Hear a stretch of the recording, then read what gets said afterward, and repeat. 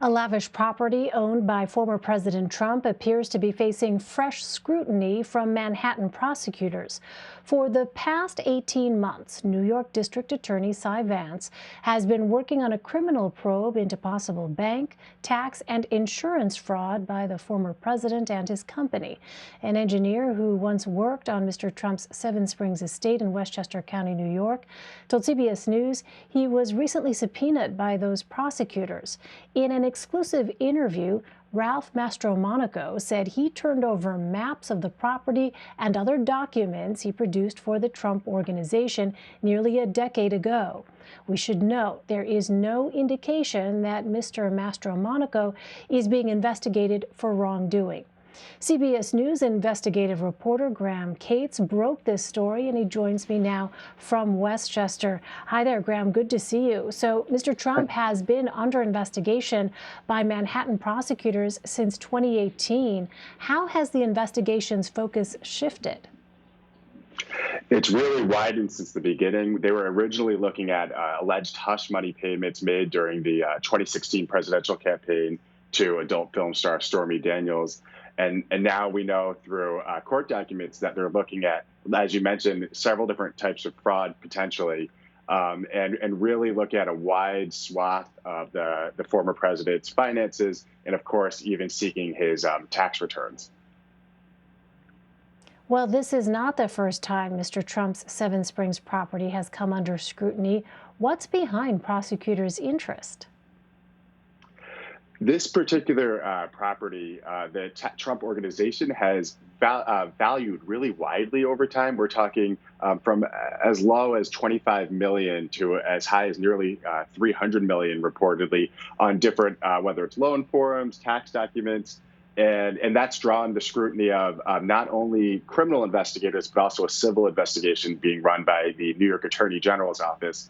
And both sides appear to be really focused on something called a conservation easement that the Trump Organization sought in 2015 that netted them a roughly $21 million tax deduction. And Graham, what do we know about how the Trump family has actually used the property?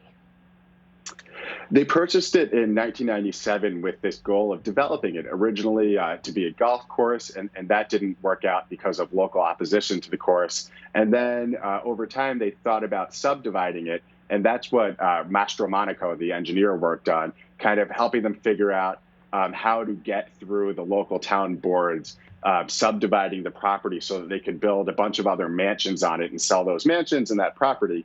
And that ultimately didn't work out, also, again, because of local opposition. And so ultimately, it's almost like they gave up on developing it and took this conservation easement as a way to at least recoup some money on it. So you just touched on it, but what more can you tell us about Ralph Mastromonaco, and what more can you tell us about the documents that he turned over to investigators? Mastromonaco is an engineer, and he was brought in to do a couple things like stormwater assessment, some other things related to the property. And it's not really clear why investigators from two different New York offices would so badly want his communications with the Trump Organization. But we know already the Attorney General's office, which is running the civil probe, had a kind of a long, protracted battle with the Trump Organization on whether its communications with Mastromonaco were protected by attorney-client privilege. And a judge in December ruled that the answer was no. And now, just this past month, the criminal investigation from Cy Vance came to Mastromonaco and sought his communications. And again, this very well could have nothing to do with with what he did for the organization as much as how they interpreted his work. And so his position on it was, I did this work for them long before that easement, and I don't think it's going to come down to anything that I did for them. But investigators clearly want to get a better picture of how the organization handled the work that he did for them. And on that note of trying to get a better picture here, more broadly, Manhattan District Attorney Cy Vance wants to see the former president's tax records. Graham, what's the latest on that? So, of course, in mid-2020, the Supreme Court ruled that the grand jury run by Cy Vance can, in fact, get the taxes but they left open another route of appeal for Trump. And he took that, and we are currently waiting, and it's supposed to drop really at any time now, for the Supreme Court's decision on whether they'll hear arguments in that latest appeal on his taxes. And of course, if they say no, then the expectation is that Vance's office will get them in relatively short order. All right, Graham Cates with some intriguing turn of events there. Graham, thank you very much. Really appreciate it. Thank you.